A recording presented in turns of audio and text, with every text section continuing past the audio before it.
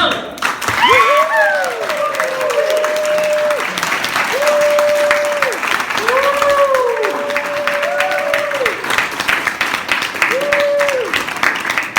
District 49, aloha!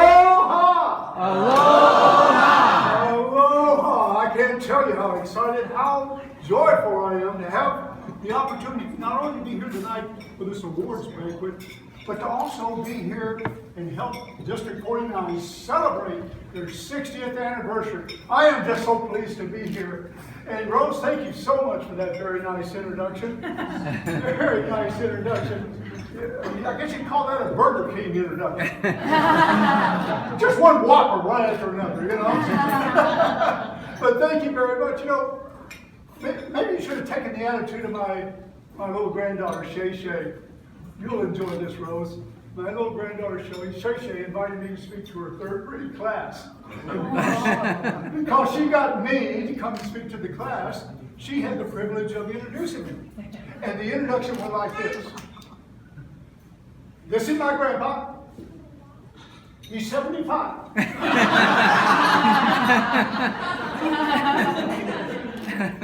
And he's still alive. That was my introduction. And you know, I can't tell you how happy I was about that last part. You know about being alive? Happy about that. Tell you what else I'm happy about.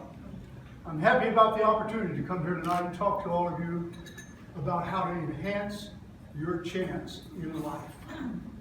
I want to talk to you about how you can get better in life. Have you noticed that no one outgrows a desire to get better in life? Have you noticed that? You know, I love what the man in his 80s said.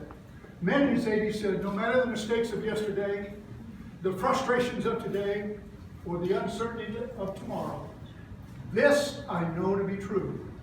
When I cease to grow, I shall begin to die. And so when I can run, I'll run. When I can only walk, I'll walk. When I can just crawl, I'll crawl. But with the help of the Almighty, I'll always be moving forward. I'll always be improving and getting better. Isn't that a great philosophy? Oh, and did you read in the Toastmaster magazine recently of the 95-year-old Toastmaster who got his first competent communicator? How about that for wanting to continue to get better? So that's what we're going to be talking about tonight, and that's what's in it for you. So all you got to do is sit back and relax and stay with me. The best way I can get into it, the way I can jump into the deep end of my message, is to simply ask you, how many of you recognize the name Whitney Houston? Anybody here? Who is Whitney? Anybody? Singer. She was a singer. Oh, of course, she was an actress too, but she's really noted for her beautiful, beautiful voice and her singing. And of course, we're all saddened by the tragic loss of Whitney. But Whitney left a legacy of a lot of beautiful music. And I mentioned Whitney Houston here this evening only because I was listening to my radio just the other day. And one of Whitney's songs was on the air. And this was a gorgeous song, beautiful song. And in this particular song, there was an incredible lyric. Now I'm starting to see some fear building in all your eyes. I want all of you to relax. We're going to have a good time here tonight. We're going to have fun. I'm not going to sing. And I'm not going to sing because I can't. But I can recite it. And Whitney's lyric went like this. Now, don't miss this. This is important. Whitney said, it's funny how life just falls into place somehow. It's funny how life just falls into place somehow. And as I listened to Whitney sing that beautiful song and I heard that incredible lyric, I thought, is that really true? Does our life just fall into place somehow? Or is there something we could do that would direct the outcome of our lives? Is there something that we could do that would enhance our chance in life? Well, Mr. Director, ladies and gentlemen, I intend to make the point here this evening. I intend to make the point that yes, there is something we can do that will direct the outcome of our lives. There is something we can do that will enhance our chance. As a matter of fact, I know what prevents you from becoming a better leader, a better manager, a better speaker, a better lover, a better teacher, a better parent, a better school teacher, a better secretary, a better salesman, a better club officer, a better district officer. I know what prevents each one of you in this room from maximizing your human effectiveness and enhancing your chance in life. Would you like to know what that is, King? Yeah. Sure. Good? Well, I'm going to tell you. It's the way that you talk to yourself. The way that you talk to yourself. Now, just out of curiosity, how many of you actually do talk to yourself? Can I see your hands? Oh, good. A lot of you raised your hands. I appreciate that. But I couldn't help but to notice that some of you didn't raise your hand. And I know what you were thinking. Those of you who did not raise your hand, you're sitting there thinking, no, I don't believe I talk to myself. Oh, yes, you do. You do. I do. We all do. We talk to ourselves every waking minute of every waking hour, and it's the way that we talk to ourselves that will direct the outcome of our lives. And you and I have a chance. Starting right here tonight, we have a chance to enhance our chance in this life if we'll just change the way that we talk to ourselves. And you know how we should be talking to ourselves? We should be getting up each morning, putting our feet on the floor, running to the window, looking outside and saying, "Good morning, God." But you know how most people talk to themselves? They drag themselves out of bed. They drag themselves to the window. They glance outside and they say, "Oh, good God, it's morning." We need to change the way that we talk to ourselves. I had a similar experience with my son, Wayne Jr. I'll never forget it. This is back when Wayne Jr. played baseball in high school. He came to me one morning and he said, Dad, we have one of our most important games today, and I sure hope you don't come to see me play because I'm just going to mess up. I amended the actual language. But what my foul-mouthed teenage son meant was he was going to mess up. Now, would any of you venture a guess as to what happened to Wade Jr. that day and that day? Can't you see it's the way that we talk to ourselves that will direct the outcome of our lives? And you and I have a chance to enhance our chance in this life if we'll just change the way that we talk to ourselves. And you know, maybe we should talk to ourselves the way that Dave Yoho does. Dave Yoho. I am not making that name up. Now, I realize, of course, that Hawaii produced one of the finest entertainers this world has ever seen. A fellow by the name of Don Ho. Remember Don Ho?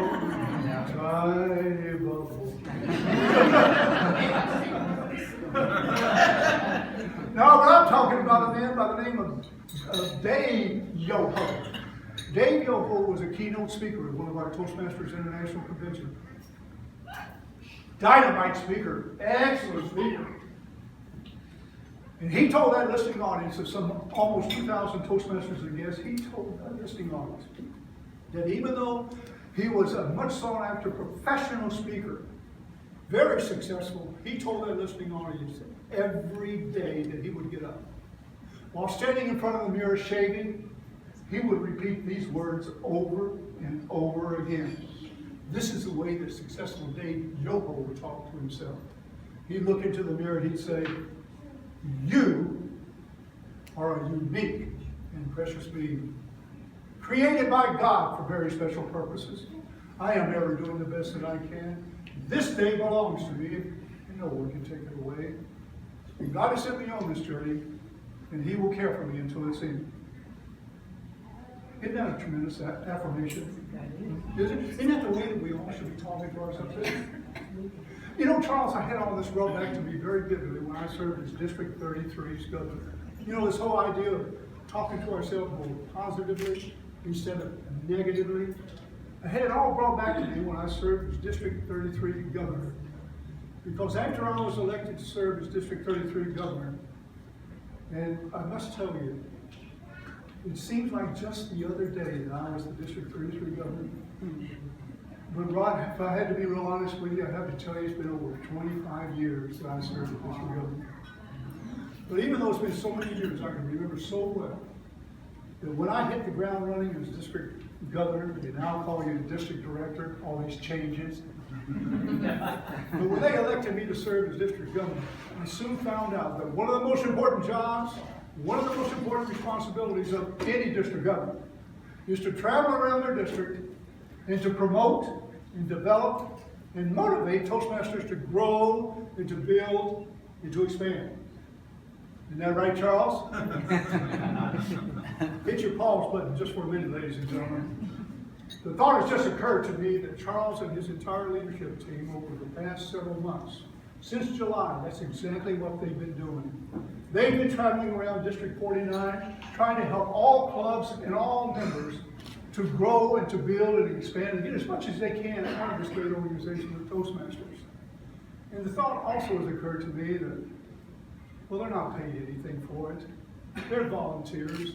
All they may receive 10 cents on the dollar reimbursement for all of their hard work and their travels and their expense. But you know, maybe you and I, all of us, can write these district leaders a huge paycheck. Not by our applause, but how about a standing ovation for these leaders, will you?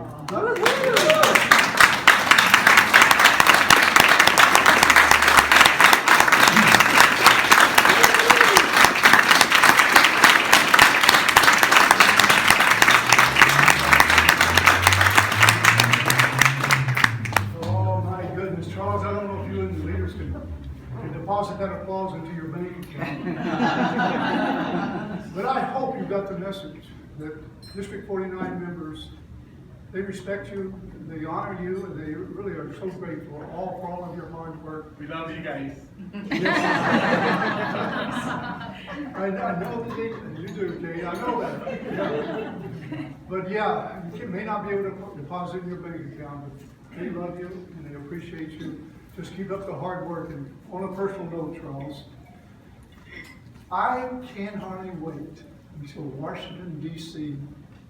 When we go back there for our Toastmasters International Convention, I hope to see all of the District 49 members and leaders up on that stage, in that Hall of Fame day, receiving recognition for the success that they have achieved over this past year. That's going to be exciting for me, and I look forward to it. Okay, release that pause button. Let's get back to work. I left you at the point where I told you that I found out that one of the most important jobs, one of the most important responsibilities of any district governor is to travel around their district and to promote and develop and motivate Toastmasters to grow, to build, and to expand. And I can remember so well that when I was district governor, I can often be heard saying, if you want to become a better leader, if you want to become a better manager, if you want to become a better speaker, then all you gotta do is just join Toastmasters. All you gotta do is just join Toastmasters. Charles, I don't say that anymore. Let me tell you what I say now, and please don't jump on me, let me explain. I now say that just joining Toastmasters will not make you a better leader, a better manager, a better speaker. And the reason why I say that now is, when I served as district governor, I gave a speech.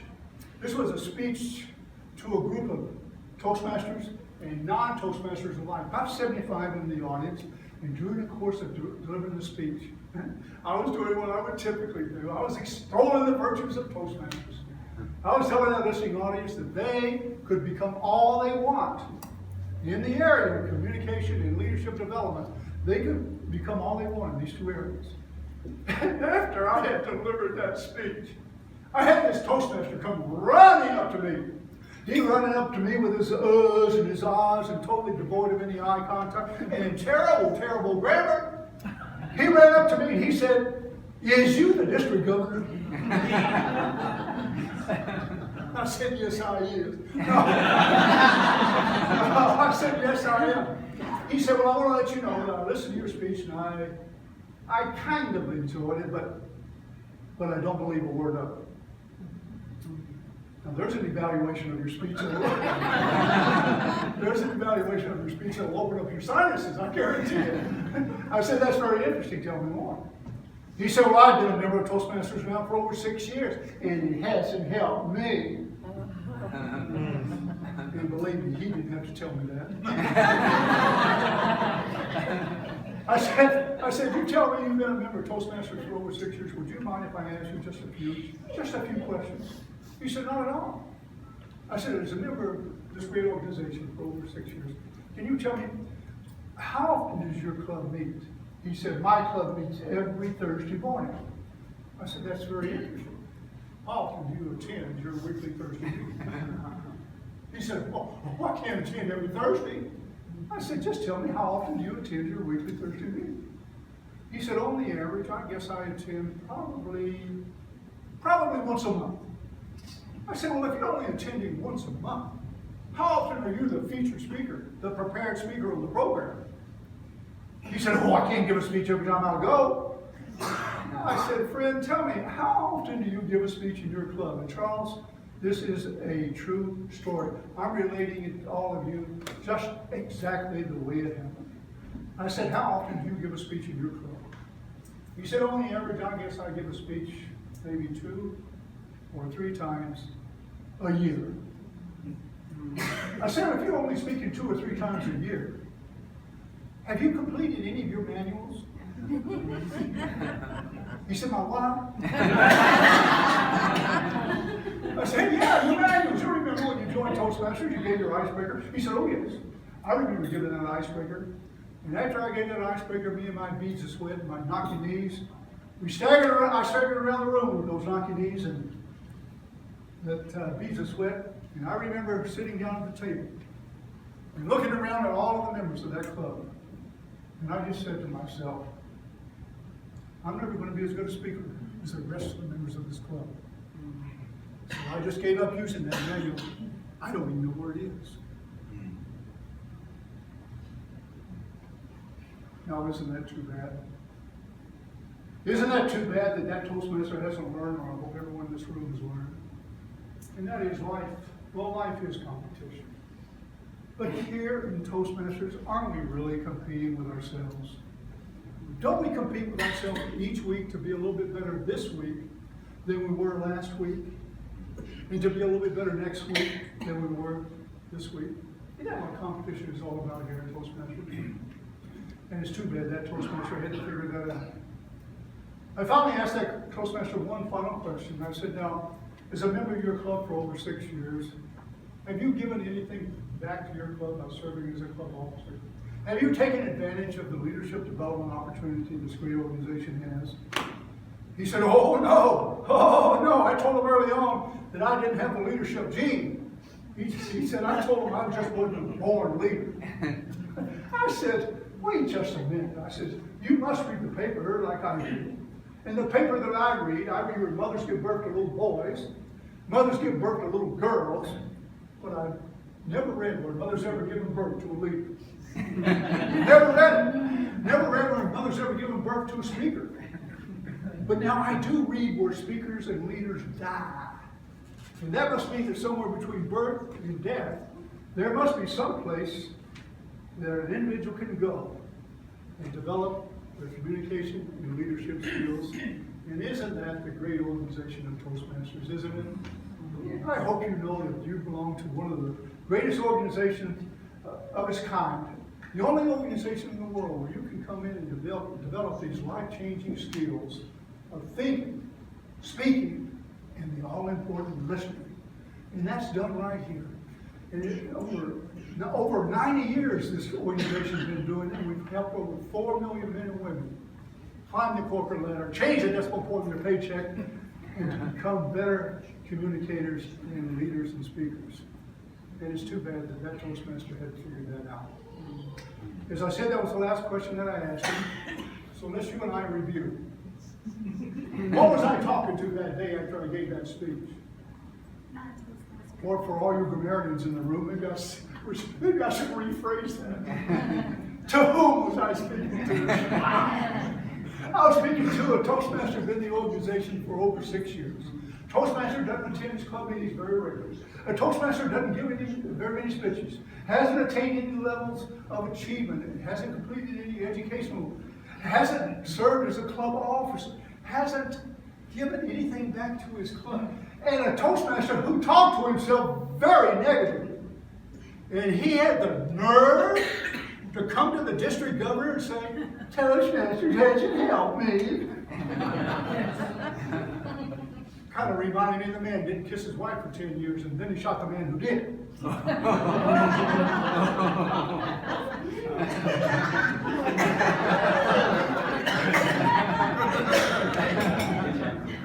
No, you can't come back 2 weeks, 2 months, 2 years, or a lifetime later and say, Toastmasters hasn't helped me, or my life hasn't fallen into place somehow, unless you've done the things that you were supposed to.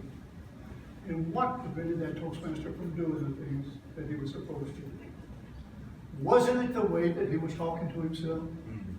Don't you know it's what we programmed into this little computer that can make all the difference in the world? And I'm sure most of you might know that the human mind is the fastest running, coolest running, most compact and efficient computer mechanism ever produced in large quantities by unskilled labor. And it's what we program in this little computer that can make all the difference in the world. You know, maybe I can sum up my message, maybe I can drive home my point in rhyme if I can remember the words of this poem. It goes like this. You can be a Toastmaster winner. Be you a veteran or a beginner. Well, that is, if you think you can, you can. If you think you can, you can. Well, you can raise a C up to an A. You can make the great athletic play, or you can get in a school play, if you think you can. Or it's not the talent or your gift at birth. It's not your bank book that will determine your worth. It's not in the color or the texture of your skin. It's the way that you talk to yourself that will help you win. Yes, you can profit through inflation. You can redirect a market or a nation if you think you can. Oh, and it doesn't matter if you've lost before. It's never over until the final gun. Is there one? So, ladies and gentlemen, District 49 Toastmasters, hold on to your dream and believe it. Go out and work. Attend every club meeting that you possibly can. Speak every chance you get. Complete those manuals. Serve as a club officer. Go on to serve as a district officer. And you will achieve it. Well, that is, if you think you can, you can. If you think you can, you can. Now, wait just a minute. Wait just a cotton picking minute. You and I may agree with Whitney Houston when she says that life just falls into place somehow. But whether it falls into place or whether we direct the outcome, I hope I've been able to make the point here tonight that can depend a lot on whether we decide to change and enhance our chance. Have I made that point? Yes.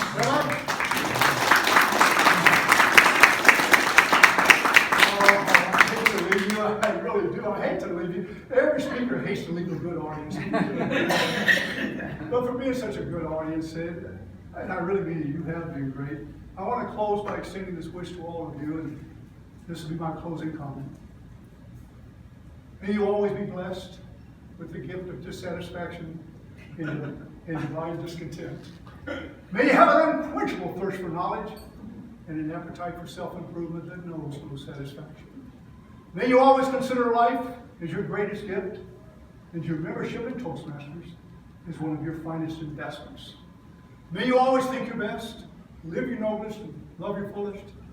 May the hinges of friendship never rust, and may the wings of love never lose a feather.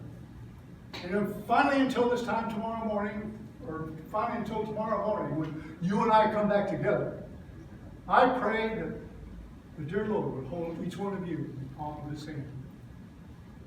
God bless you all. See you all in the morning.